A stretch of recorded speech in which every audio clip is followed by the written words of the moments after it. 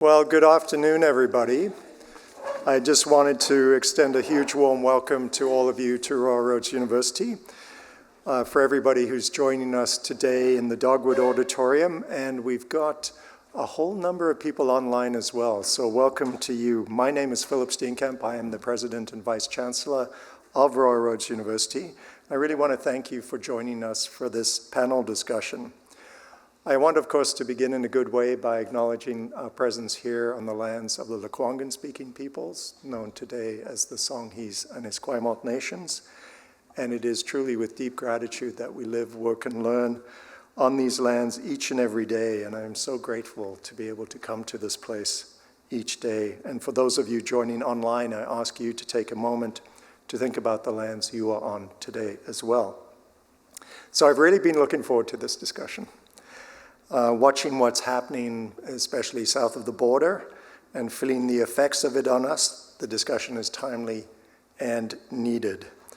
One of the most insidious forces at play in the Trump administration, of course, is the influence of tech billionaires on, and in some cases, in the White House. They not only contribute to Trump's campaigns, but through social media, they control much of the narrative that people are seeing online. Sites like Facebook and X, formerly Twitter, are rife with misinformation and hate speech, which is not only allowed, but encouraged and often even prioritized in their algorithms. The owners of these sites control the online conversation, which heavily impacted the result of the recent US election. And their influence is such that the media have come up with a term to describe them, which I think is a brilliant term. It should be the word of the year. The Bro-ligarchy, a play on the term tech bros, which acutely depicts the amount of power that they hold. And while the Bro-ligarchy is a symptom of a wider systemic issue, its power should not be underestimated. These are some of the wealthiest people in the world, and now they have direct ties to the US president, and they have more power than ever before. So how much influence does the Bro-ligarchy have over Canadian politics, and will it impact our upcoming federal election?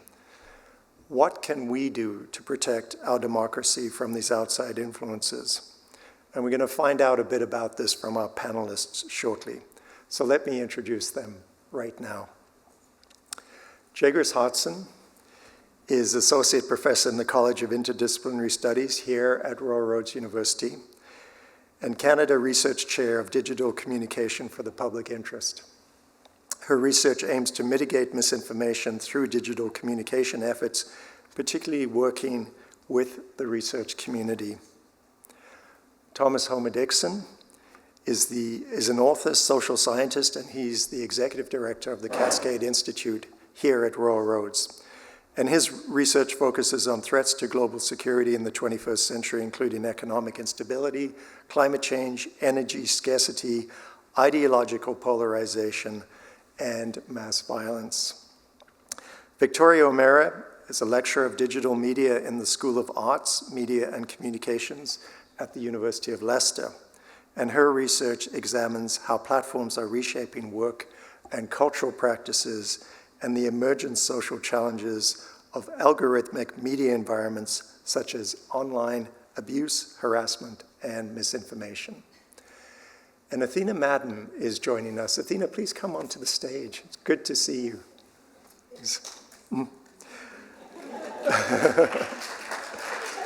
Athena was just caught up in a little traffic, but she got here just in time. Athena, wonderful to see you. Assistant Professor in the Department of Sociology at the University of Victoria, but we proudly remember Athena as a member of our faculty team here.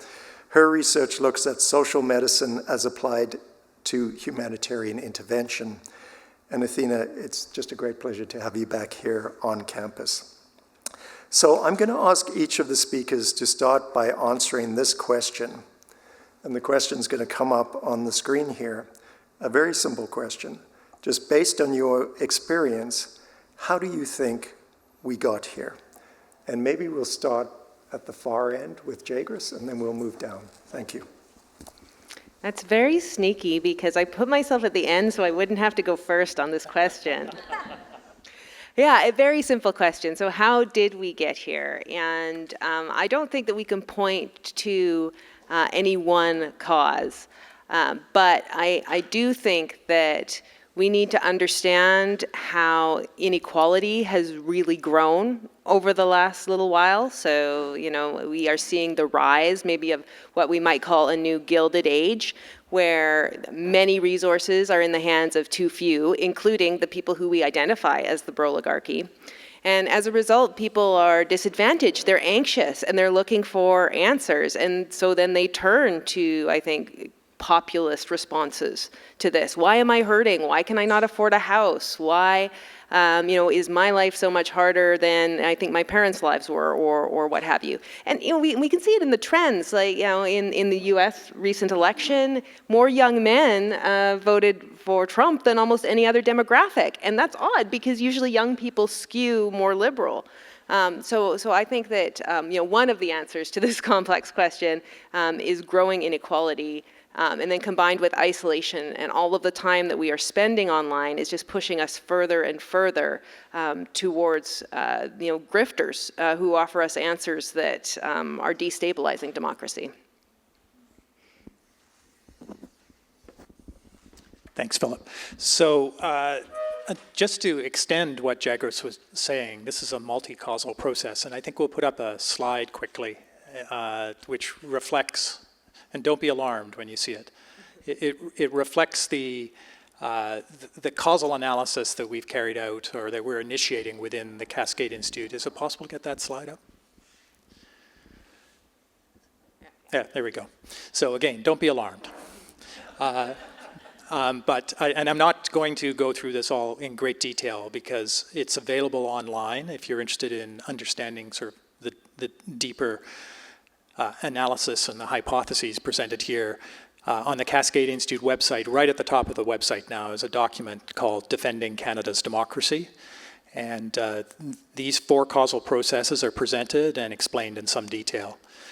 But impressionistically, what I want to communicate, just to pick up on what Jagros was saying, is that this is a highly multi-causal process that has led to the increasing polarization, the deepening of social divisions, dehumanization dynamics, and weakening of democracy.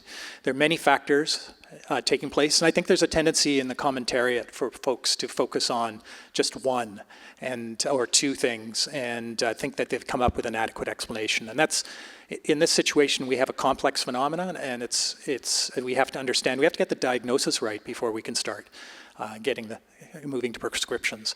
But very quickly, because I could speak at length about this, as you can imagine, on the left-hand side, you have these four causal processes that are operating sort of in these vertical columns, and you can see that there are also relationships between those columns. But on the left-hand side, we have economic processes that relate to widening gaps between rich and poor folks, income inequality, as Jagros was just pointing out. As we move towards the right-hand side, we move from, in a sense, material processes in the left-hand column over to ideational processes relating to people's beliefs and values more on the right-hand side. The second column, the ingenuity gap, is really about, and again, Jagros referred to this, the extent to which our societies are effectively solving the problems that they are confronting regularly. And to the extent that they aren't, this has delegitimized our political, social, and technical and economic elites in ways that causes people to withdraw their support for institutions, and it results in reduced trust in our societies. The third column really relates to a lot of the stuff that the Bro-ligarchy is doing. Social media, information overload, and the kinds of alienation processes that develop, again, as that Jagros was referring to. And there's quite a story there, which we could get into perhaps in the question and answers. And so I'll just leave that there. And then in the fourth column, epistemic fragmentation, is one that we've had a lot of conversation about within the Cascade Institute. It really concerns the extent to which we have people and groups withdrawing into their own isolated truth bubbles, where they have their own knowledge communities, their own sources of expertise, their own sources of fact, denying the reality and the facts of other groups, and increasingly intolerant to any kind of conversation that would try to build a common understanding of reality. So these are very powerful, quite discrete and very powerful processes. The Bro-ligarchy, I think it turns up most in the first column and the third column. The third column, of course, because that's about technology and the kinds of technologies that they have deployed in our society and the impact of those technologies on our societies and on social divisions in our societies. But in the first column, because they are some of the wealthiest people in the world now, if not the wealthiest people. Well, okay, take Musk off the top, he's not really an IT guy, but if you keep going down the list, you find, well, he is an IT guy, he owns X. So there you go. The Bro-ligarchy is a manifestation of economic inequality and the shift in productive forces within our economies. So that's all I'll say at this point. You can just see down at the bottom that these four processes are contributing to a change in essentially the environment in which divisive leaders like Trump can succeed. It gives them more grist to work with, anger, fear, a sense of injustice that these folks can work with in ways that they use to magnify their political power within systems. So there's the larger story as far as we are initially seeing it, and we have a major research project that will test each of these hypotheses. Thanks. Thank you. Hello, everyone. Thank you so much for coming, and to everyone online. It's a deceptively simple question that I don't have a simple answer to. I suppose I would say from my disciplinary background, I'm a media studies scholar, and so I'm interested in the way that new and emerging communications technologies are unsettling sort of established norms and how they contribute to the emergence of new forms of communication, new forms of argumentation, new social actors who are able to communicate in public ways that they might not have been able to previously, and new social formations that happen as a result of changing technological communication environments. And so I would root at least part of what we're seeing around polarization in the change in the landscape of communication technology and what's possibly available. But I think I want to echo what Jagris was already mentioning about that change is happening in the broader context of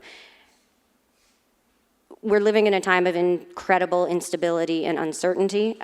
We are seeing, that's in terms of climate change, certainly in terms of politics, but also people's lives are getting harder. There's income inequality, stagnating or declining quality of life. And so I think people are looking for answers for why that is taking place. And some of them are finding those answers to be women, racialized people, immigrants, to be the source that they will attach those problems to. And I think that is some of what's also driving polarization at the current moment. But it's a complex question with lots of facets to it, so I'll leave it there. Thank you. Thank you also for the time and space to be on this panel. I recognize I'm taking the place of someone who unfortunately wasn't able to be here. And as I look out in the audience, it's nice to see familiar faces, but I also recognize that some of you might have things to say. So I'd also be open to hearing the dialogue that ensues from this. One or two things that I think I can offer or piggyback onto what's already been stated. One, the influence that we probably don't, or we're still seeing, we can't understate, or we are just now seeing the influence of the pandemic.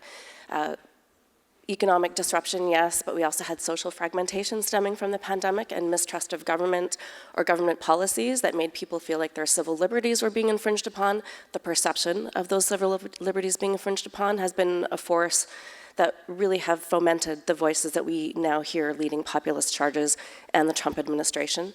And then one other thing that, upon reflection, yes, I agree, it's a complex question.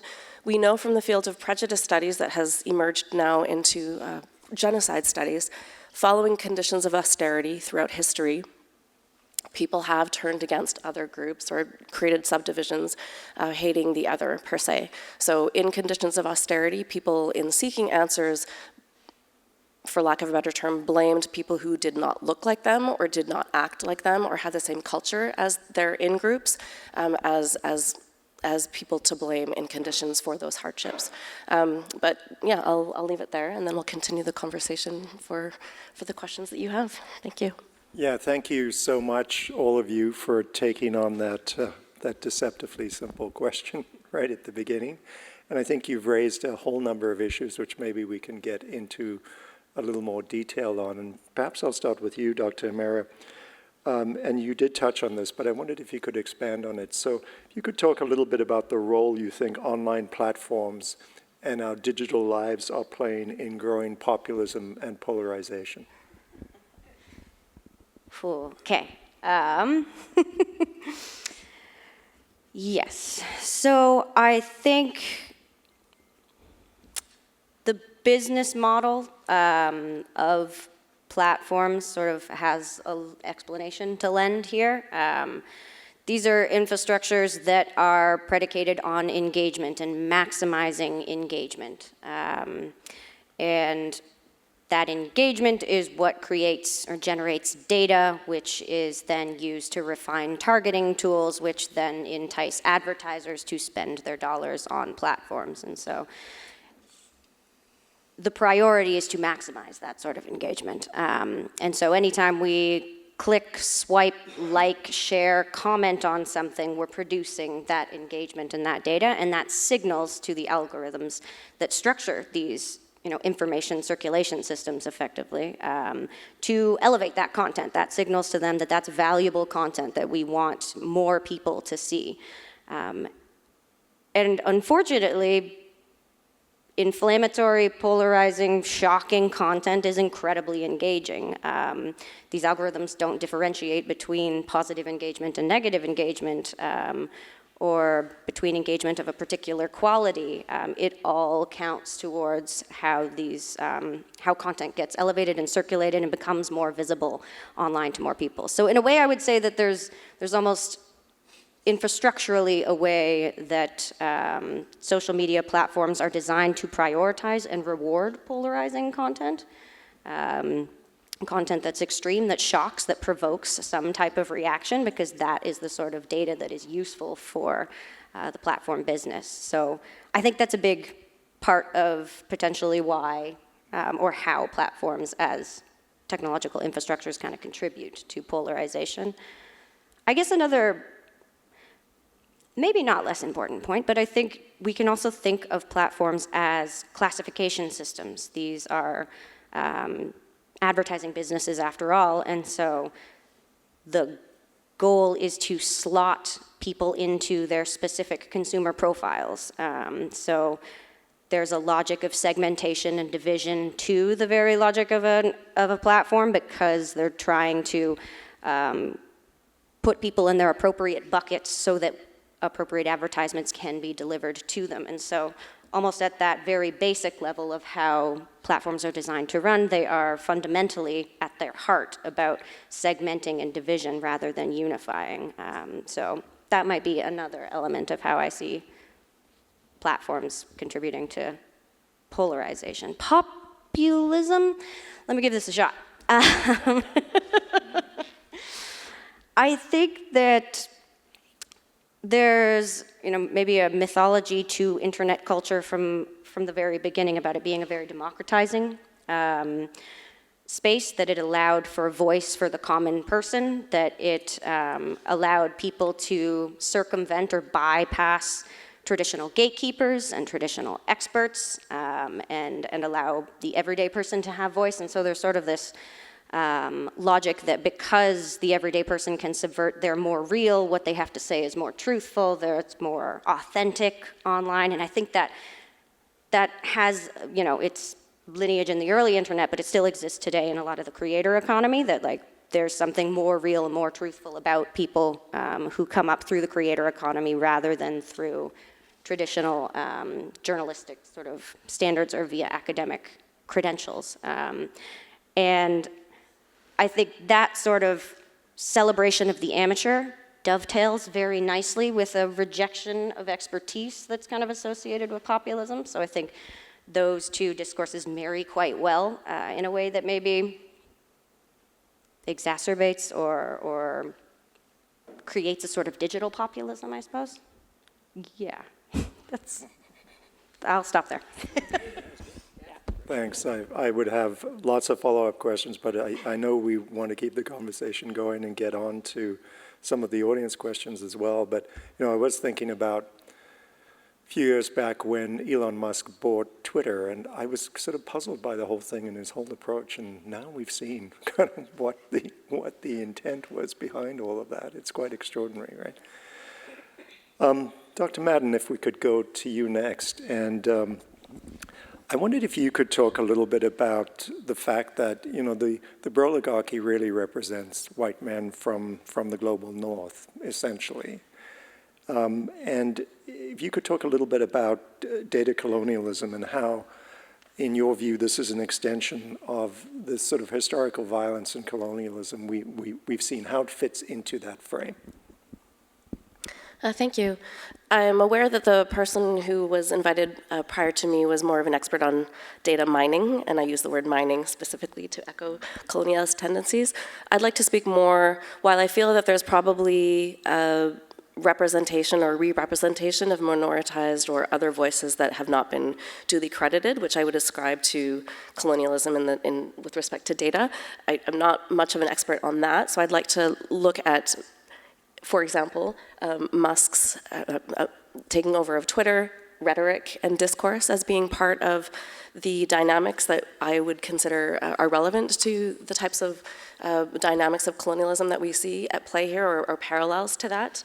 And I apologize, I have to refer to my notes. I'm back from parental leave, and so much of my thought process is interrupted with a task. Have we done this, or has this been completed? So this will keep me on task. So I do think that the Bro-ligarchy, or that's kind of a playful way of putting it, but I do think that it is serious enough to call it an oligarchy as well, so I will kind of use those terms synonymously. But I think they could absolutely be understood as a continuation of colonialism adapted for a digital age, and there are three themes that I'd like to discuss. First, looking at the shaping of the power dynamics that drive political polarization. Musk's takeover of Twitter is a point to that. About current moderation policies. He positioned the platform, I remember back in the day, and I was an active Twitter user. I was a proponent of Twitter because that is how I found out that Osama bin Laden was killed, and how I found out a lot of current news affairs through tweets at the time because I was too poor to ascribe to TV. So it was a useful way to digest and receive information. But when he did take it over, he championed free speech, but as we have now since found out, he wants to champion his own political platforms, and it's hostile for marginalized voices while they amplify his extremist content to shape political discourse. And rolling back moderation policies that had previously curbed hate speech and misinformation. So that's one thing that I think can reverberate or echo colonial continuity with respect to power dynamics. I would also include the US Attorney General now ordering private universities and law schools to refrain from including principles of diversity, inclusion, and equity in their curricula, principles which typically, when they're applied, help uphold the rights of the Constitution for every man to be born equal. And then I would argue also Jeff Bezos' memo recently in the Washington Post to now only publish stories promoting free market ideologies and individual liberties. All of those individual cases work together to be able to shape power dynamics that drive political polarization and hegemony and wield disproportionate influence by the Bro-ligarchy in these online spaces. I would also suggest, you were mentioning sensationalist discourse. Right now, it seems like we see what makes good TV as a driving force, what will get good values, what will get good ratings is promoted as a value, and that's valued over dialogue and debate. So that's the first theme, power dynamics that drive political polarization and hegemonic forces, and digital spaces becoming sites of exploitation and asymmetrical power to parallel colonialist tendencies, the minimization of marginalized voices, or voices that dissent whatever political platform is ascribed to by the management in the Bro-ligarchy. And then also normalizing those patterns. The algorithm normalizes those patterns that are sensationalist and that do provide whatever the platform is that that is most visible, that hold that power. And then I think that also provides a sort of gatekeeping, a very insidious form of gatekeeping that the white male class, upper class from the global north can actively shape the digital environment in ways that suppress dissent, prevent other people from organizing or having the morale to organize, because a lot of the dissent that you see resurfacing on social media platforms are vilified, receive death threats at worst, and make you feel really small. So I think that's also a very important facet to understand. The impact of colonial legacy has also created senses of marginalization and lack of resources, lack of power that is also paralleled in the online spaces where dissent has taken up. So thank you. I'll keep that there. Thank you so much. You talked about vilification. I mean, I've been struck by the extraordinary attack on transgender Americans, and I almost view that now as a kind of pilot project for what's coming next as marginalized groups, you know, get targeted and attacked for various reasons. Dr. Homer-Dixon, perhaps we could turn to you and ask you to talk a little bit about, you know, where these geopolitical movements, and I think more of the MAGA movement now is like a quasi-fascist cult, right? Where these geopolitical movements fit within the growing poly-crisis, which I know has been a center, a sort of focus of research at the Cascade Institute. And, you know, just a reiteration of that question around polarization as well. How much of this can be blamed on the digital platforms that we use to communicate? Thanks, Philip. So let's start just quickly by answering the question, what is the poly-crisis? We have a research program at the Cascade Institute, and Jegris is involved with it, that looks at the convergence of crises that seems to be affecting the world, climate, geopolitics, rising authoritarianism, mass migrations, collapsing biodiversity, et cetera. I mean, take your pick. It seems like everything's going wrong at the same time. And we ask the question, is this just a coincidence? Is it sort of a bad luck, perfect storm, or are there underlying connections that are causing these things to happen simultaneously? And we are arguing that there are connections. And in fact, that diagram that I showed earlier is an example of the attempts to analyze some of those deeper causal mechanisms and the connections between them. So one thing I think, to get to the question specifically, that we can say is that this environment of the rising frequency and extremeness of shocks that we're facing, climate, economic, political, social, and otherwise, is terrifying to people. It induces enormous uncertainty in people's lives, makes them afraid for their future, for their children's future. And that tends to induce, it makes the world seem dangerous. It tends to undermine our willingness to assume other people around us are generous. It tends to induce zero-sum thinking, and there's been a very sharp increase in zero-sum thinking around the world. And the dominant emotions become fear and anger.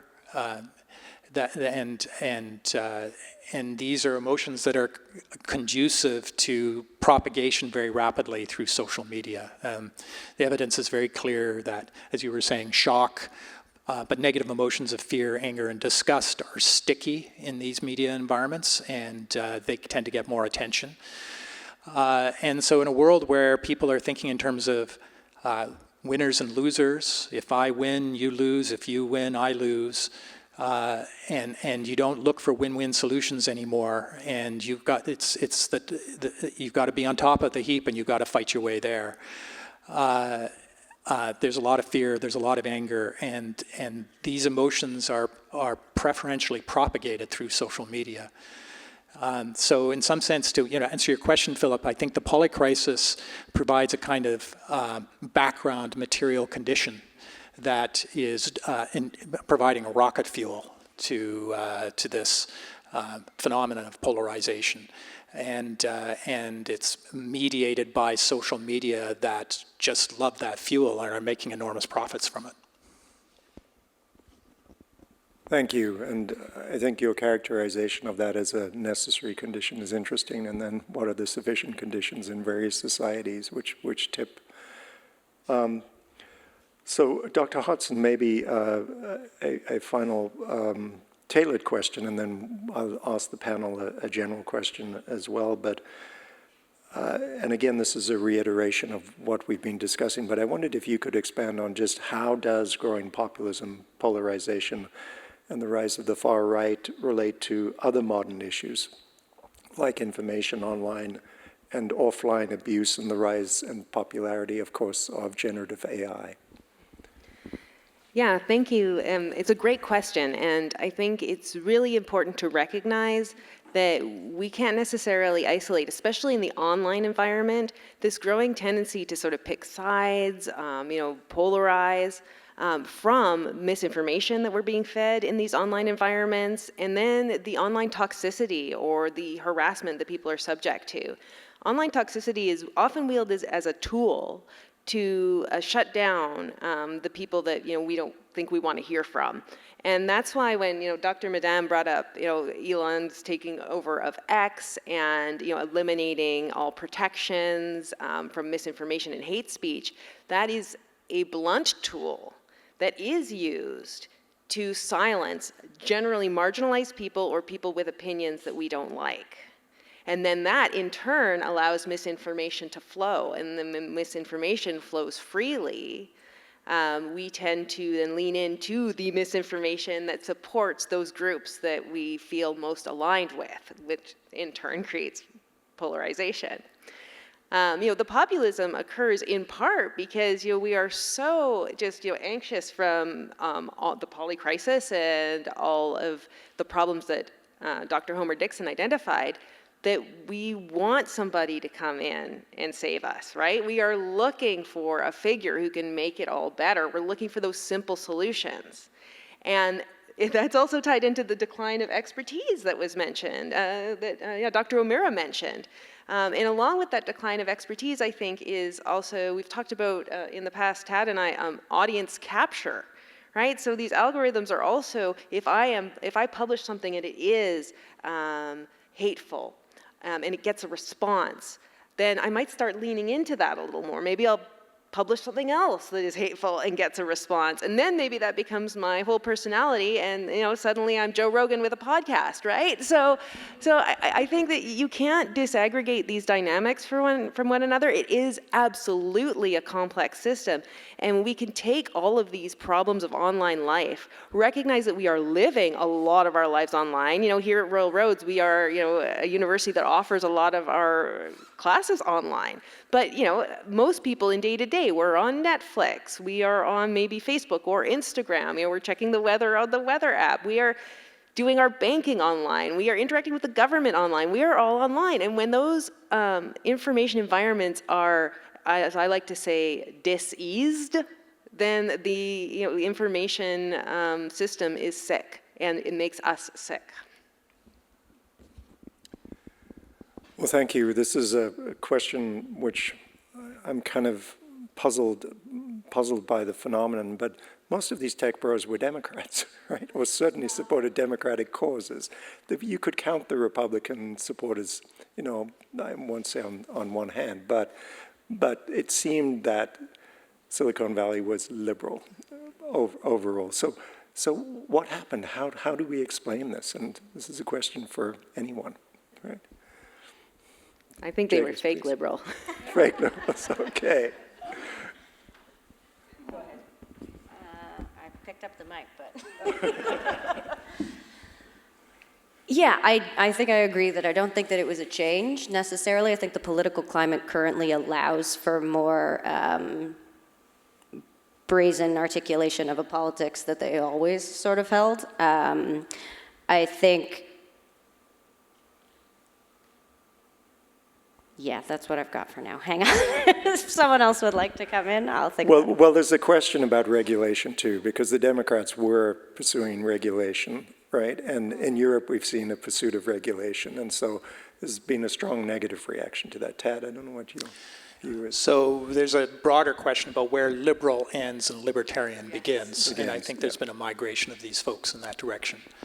I think Musk has played an extraordinarily important role in this flip, and there. For those of you who've read, there have been some very good articles sort of unpacking his personality and the conditions that have affected him over the last few years. And it's a very complex story. He's a complex figure. He's not well psychologically, I would say. He seems to be whacked out on ketamine a lot of the time. Sleeps about 3 hours a night, you know, sending 200 tweets a day. I mean, this guy's, you know, he's just this side of sane. And a remarkable engineer. But I think that there were a certain series of events that happened in California, especially during the pandemic, that really tipped him. And that's when he left California to go to Texas. And that's when he decided to go after Twitter. And so he moved a lot of Tesla and a lot of his managerial elite to Texas and his manufacturing facilities. And that was, he bridled at the heavy hand of the state, the California government, interfering with for instance, the production of his cars in his factories during the pandemic, and that was a real tipping point. And then there were some personal things with respect to his family, but I think in many ways this we can talk about broader forces, but I think if Musk hadn't flipped, we might be in a very different place. And certainly if Musk hadn't flipped, it's quite possible Trump wouldn't have been elected because he invested $1/3 billion in Trump's election. And remember, there was only about a percentage, or 1.25% between Harris and Trump's popular votes. I think this is a bit of a fractal phenomenon, that the devil is in the details, and I'm not sure that there is a generalizable principle here with respect to this community. Once Musk went over and started in his Texas community, he became aligned with a lot of hard right people in Texas, and I think others started to see, as the wind shifted with Trump and everything, they just got on board at that point. But Musk was really a tipping point. I would also like to remind us that if we take a historical view, this idea that tech is aligned with the Democratic Party in the States is a very recent development. You know, IBM was implicated in tabulating people during the Nazi regime in Germany, right? And the development of the internet was at first done for the armed forces. It was a tool of war and a tool of classification, and we were connecting people, right, through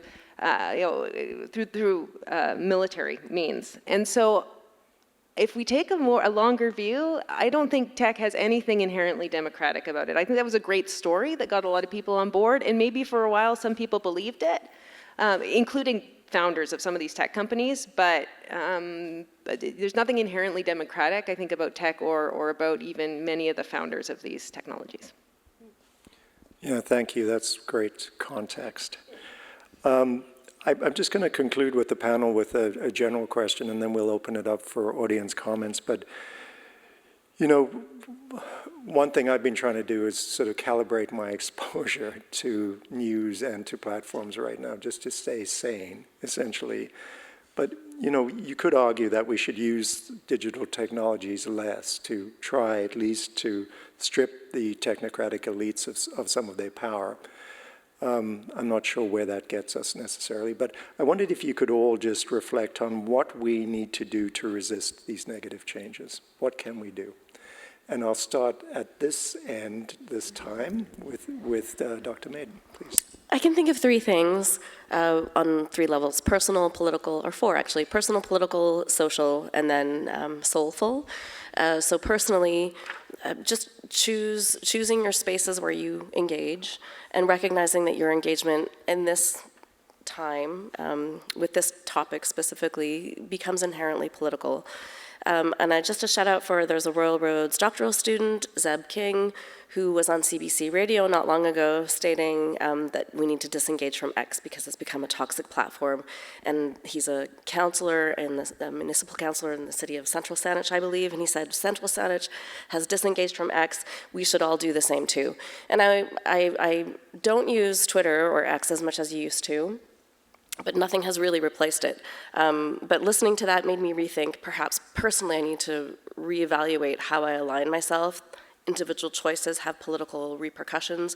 There's a whole boycotting US goods and services movement. I have decided not to go to the United States for conference positions or conference opportunities, even where I have some leadership positions, and choosing to engage in different ways.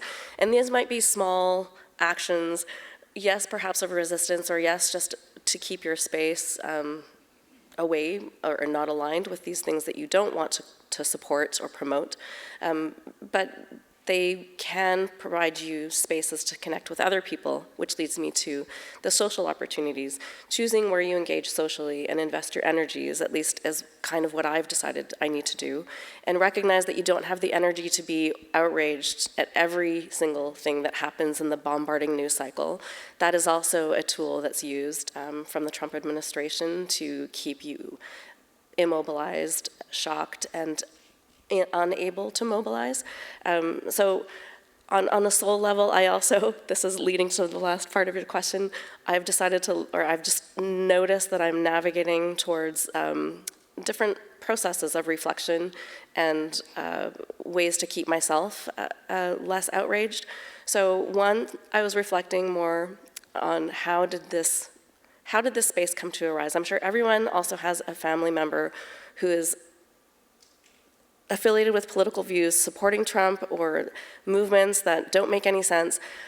Yes, and my mother is very much a Trump supporter. She's an immigrant and a senior citizen who would benefit from none of his policies. In fact, would be languish under his policies. And I was thinking about how that happened, and I digress with the story, but again, historically, looking at the movements of prejudice, hate, genocidal tendencies, conditioned with austerity. I remember being a master's student in Montreal in 2003, watching the movie Goodbye Lenin, and the question was, narrated by a young boy, how did this process of anti-socialism come to be? How did we erode our social safety net? And then in his childhood mind said, it started with my parents being comfortable in their air-conditioned car, and then wanting to amass more liberty, more wealth, away from the social safety net which they had grown up with.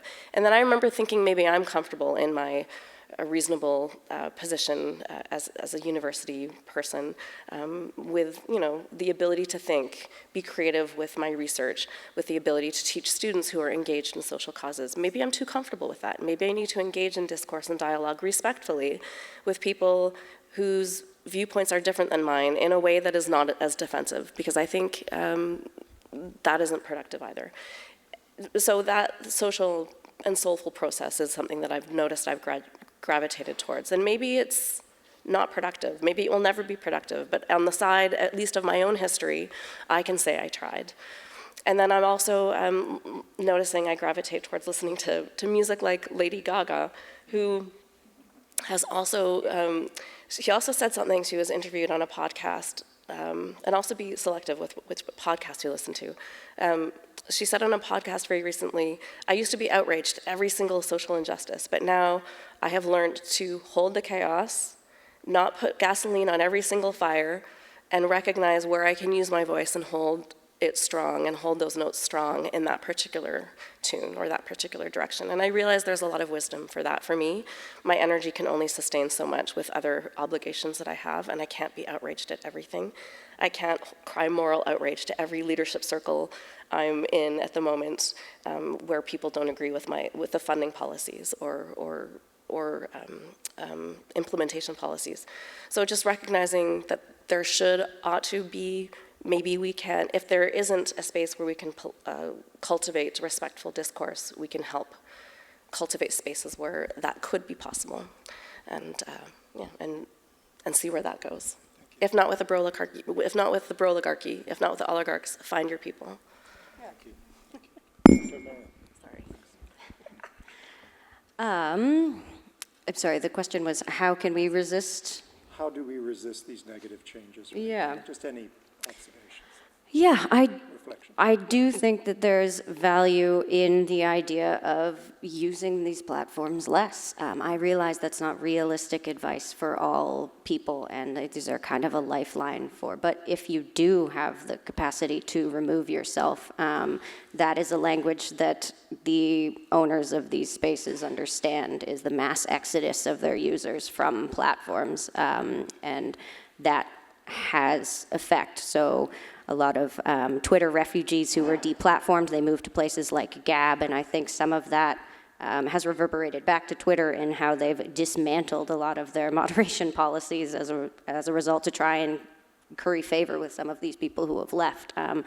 So I would say that if we can, collectively decide to shift our energies or take ourselves off of these platforms, it would certainly resonate, but that's a difficult thing to organize. So I think there are other ways that resistance is happening on platforms. I think there are people who are using platforms in ways that express sort of a sense of community that is counter to some of the maybe more polarizing dynamics of platforms. So there are spaces where people are doing mutual aid and community care with each other on platforms, and if we can kind of lean into those positive aspects of what's going on in these spaces, I think that can do a lot to bring us together rather than drive us apart. And I suppose not necessarily to resist the Bro-ligarchy, but to maybe combat some of the polarization would be to seek out and actually have conversations with people who you don't think that you align with. I think part of what happens in these digital spaces is that they create a sense of as if you know the other side. It creates like a holistic narrative about who that other side is, and you can channel all of your anger into it, but we haven't actually engaged in a legitimate conversation. These are platforms that enable broadcasting, but less so are they good at creating dialogue, and so finding opportunities to actually engage with people meaningfully who you potentially wouldn't think you would agree with is maybe something that we could do to combat some of the polarization that's happening. Thank you. So I'd like to just continue with that thought, because I really believe in the immunization effect of knowledge, and to a certain extent self-knowledge and knowledge of others. So I think it's very easy to get angry with people when you don't really understand where they're coming from. One of the tools we've developed at the Cascade Institute, we call it sounds very technical and academic, it's called the ideological priors inventory. It basically looks at a series of fundamental beliefs and assumptions that people may have about their social world, about the world around them, the material world. And, if people take different positions on these fundamental beliefs, it can produce very different ideological positions. When you combine the deep ideological priors, they're sort of like kernels. Whether you look to the future or the past for inspiration and hope, whether you resist change or you promote change, there are 16 of these questions. And it turns out, I find, that when I see what's going on in somebody's mind in terms of their commitments to these deep priors, in some respect, the anger just goes away. I may not like the position they've taken, but the understanding reduces the temperature, at least on my side. I think that's a general observation, that if we build these understandings and try to actually see the world from the perspective of other people, even if we find ultimately that their perspective is not one we share, or maybe even reprehensible, but it's a starting point for building bridges instead of creating divides. The only other thing I'd say, and this may seem a bit odd, but I actually get most of my news from hard copy newspapers. and I read 3 a day, and it's a very different way of absorbing information. And it creates much more serendipity, because you never know what you're going to see on another page. It's not something that's pushed at you through a website or is just on the home page. You don't have to dig for it. You come upon things that you wouldn't otherwise know about. And it produces much less of a kind of ADHD form of absorbing information. It's more deliberate and slower paced. And I think it would all serve us well if we went back to some of that. Yeah, I mean, I think I'm aligned with my fellow panelists and all their great ideas. And so I will just, give a concrete example of, I think, what we're all saying. I like to tell people, and this sounds too simple almost, but I don't think it is, go borrow a cup of sugar. And what do I mean by that? Well, the platforms make money by keeping us isolated, by having us, quickly do an Amazon order when we run out of sugar, and then it gets delivered to our house. But then we're not in contact with the community around us, right? We don't know our neighbors. So if somebody hangs a Trump flag or whatever on their lawn, we're making all kinds of assumptions about them. But we need to go back to a little bit of the sort of inconvenience in our life that Dr. Madan talked about, and getting off the social media that both of you have talked about, and borrow that cup of sugar. When you run out of sugar, don't try and do it on your own using technology. Go to the neighbor, because borrowing that cup of sugar will mean that one day they'll come and borrow something from you. And then suddenly, you'll live in a community and have these relationships that you didn't have before.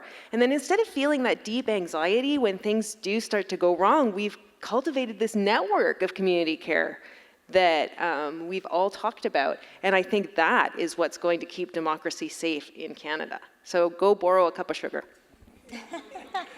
Well, thank you. That's a great way to conclude the panel discussion. We do have some time for questions now, so I'm going to open the floor to you for questions.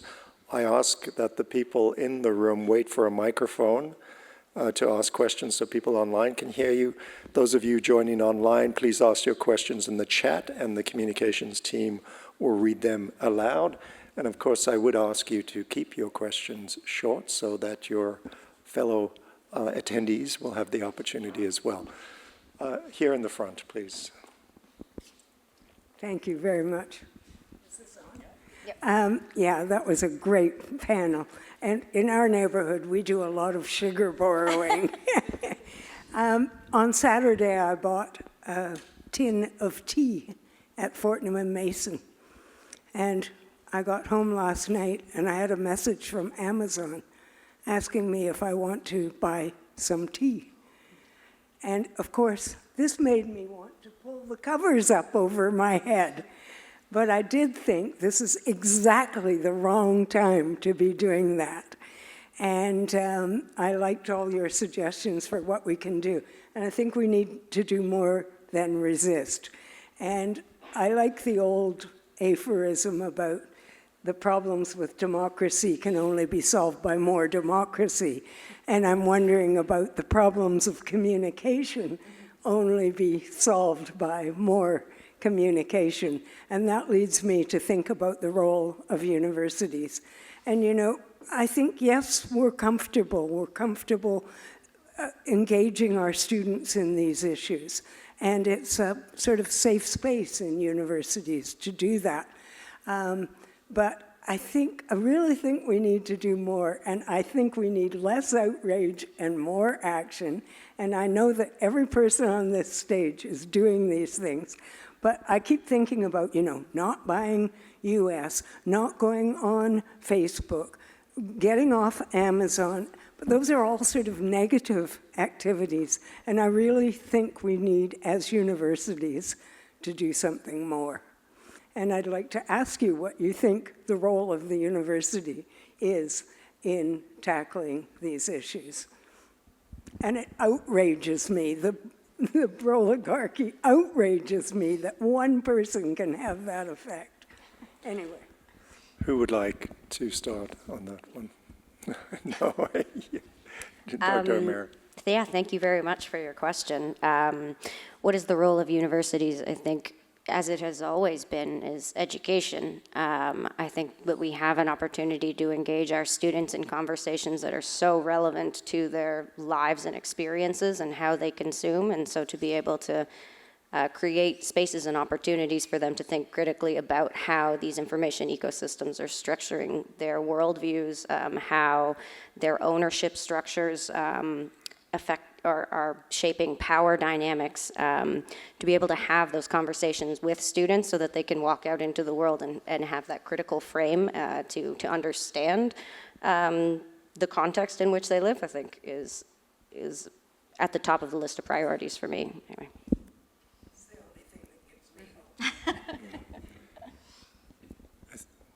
Please go ahead. If I may, just one simple solution. I think in Canada our climate is a little bit different, but we're not immune to these, the dynamics that we're seeing from the United States.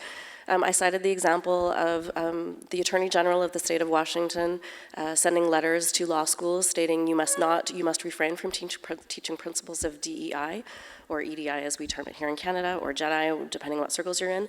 I would suggest just recommitting at the university level to those principles and embedding them in the curriculum, resisting the direction that they have no place in an educated society, because we see the consequences of not.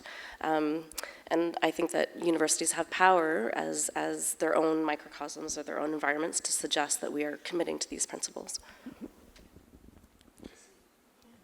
There's a question at the back there, thank you. And then I'll take one online. Thank you. There's a lot to unpack. Everybody's brought up incredible topics. I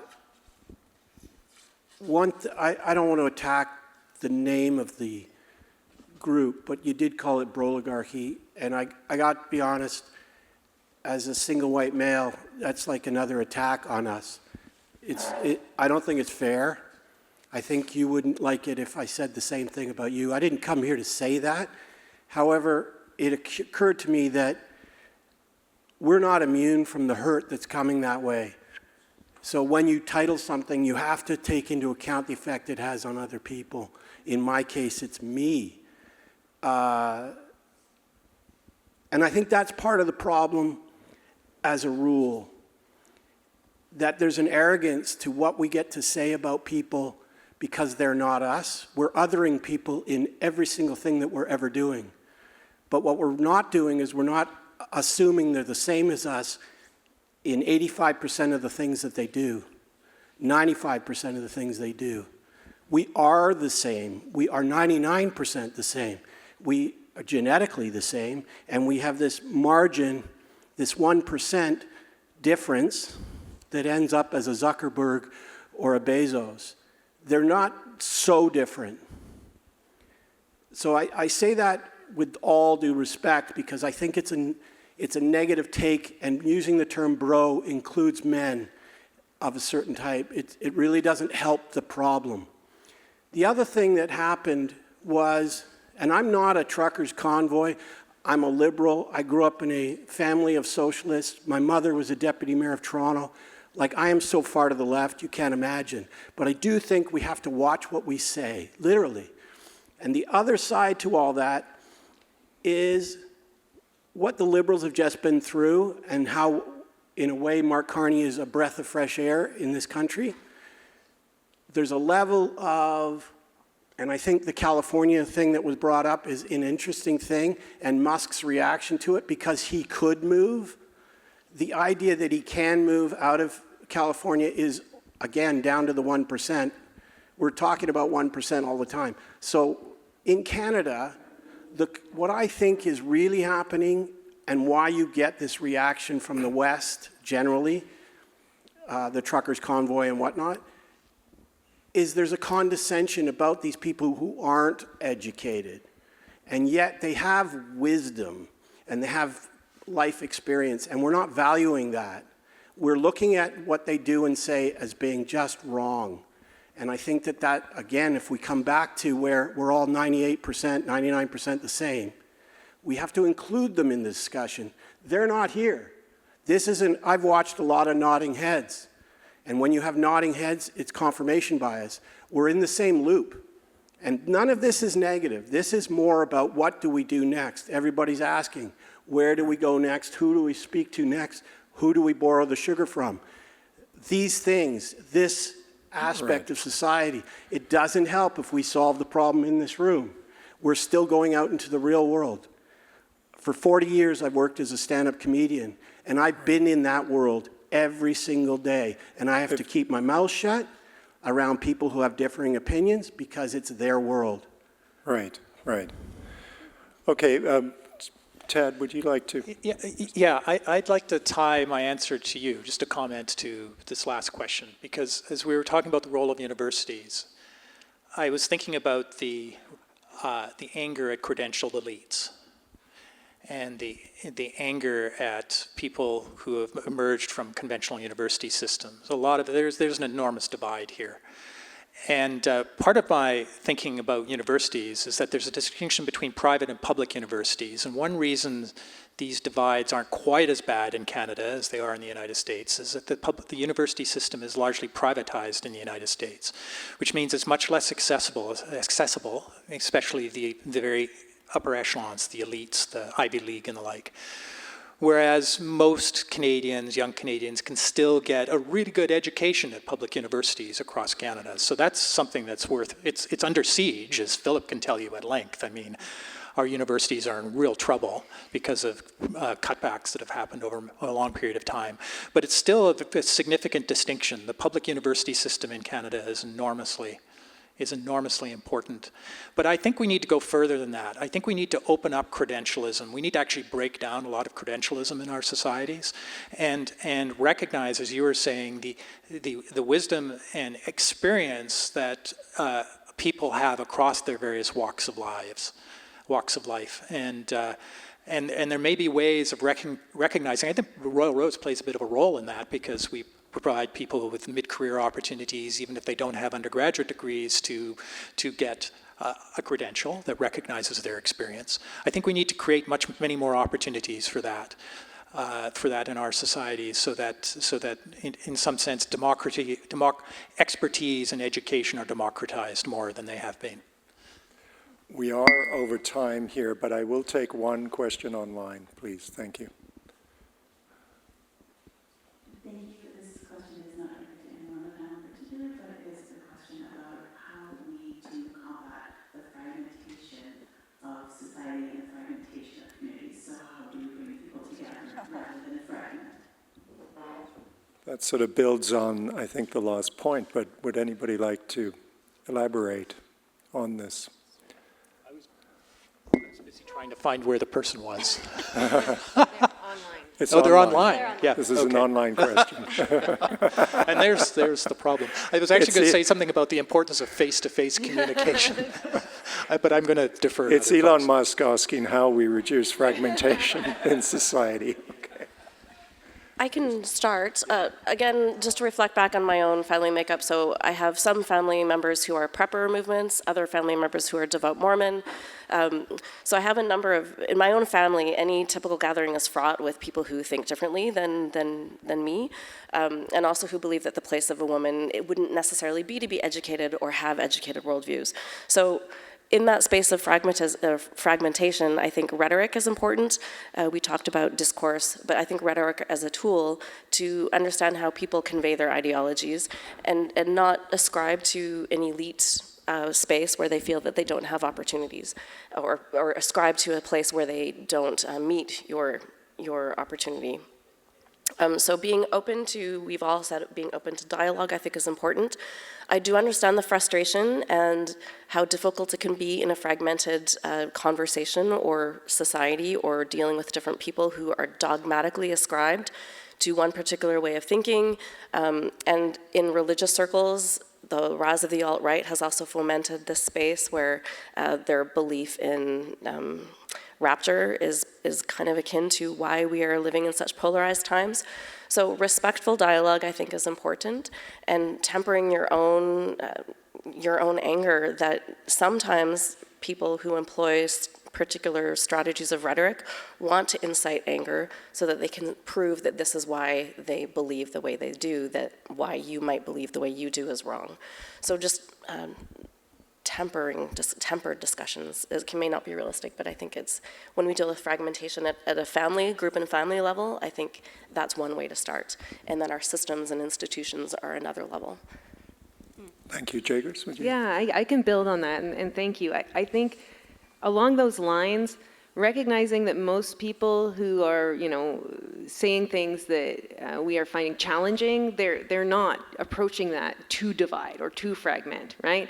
And so then, using your own curiosity and asking a lot of questions, right? Why do people feel that way? What is behind it? What is the anxiety that's driving that? And I think, you know, as our last commenter in the audience mentioned, you will find that we probably have more in common than we have a difference, and we can probably reach some of those common grounds if we approach those interactions with a state of openness and curiosity.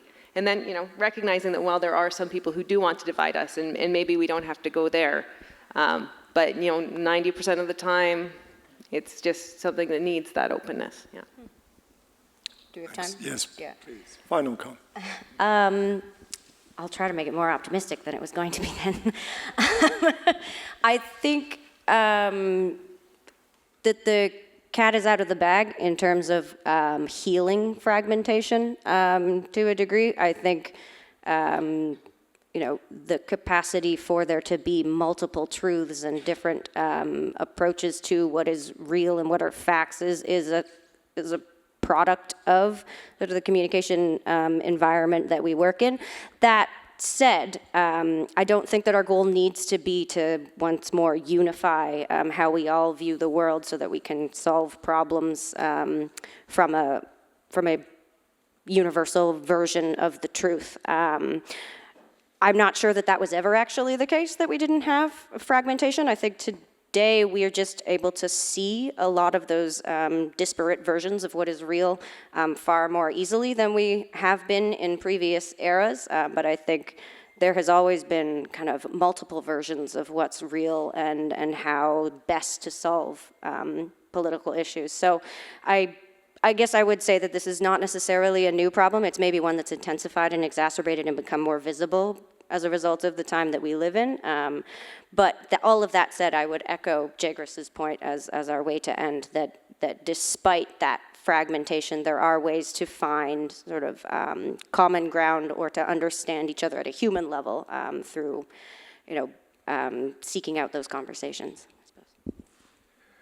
Well, thank you very much for all of that. I mean, I think, you know, what we've just seen today is the important role that universities can play in having conversations about these issues. I mean, I worry personally, and we had a member of the audience raise this issue with us. I worry personally that, you know, we become seen as these sort of liberal elite places where conservative voices are not welcome, and that is not the intention at all. It is to provide a forum to hear different views and not always to be in kind of furious agreement on everything. I really want to thank the panel today for all the issues you've raised. You've left us with a lot to think about. And I know we can feel a bit powerless at times, but we do have control over things. And I really do appreciate the tips you gave us, from borrowing cups of sugar to tempering to reading newspapers in the old-fashioned way, you know, all of these great suggestions. And I'm certainly leaving here with a renewed sense of our community and the role we can play. So if you'd just join me in thanking the panel, and thank you so much for coming out.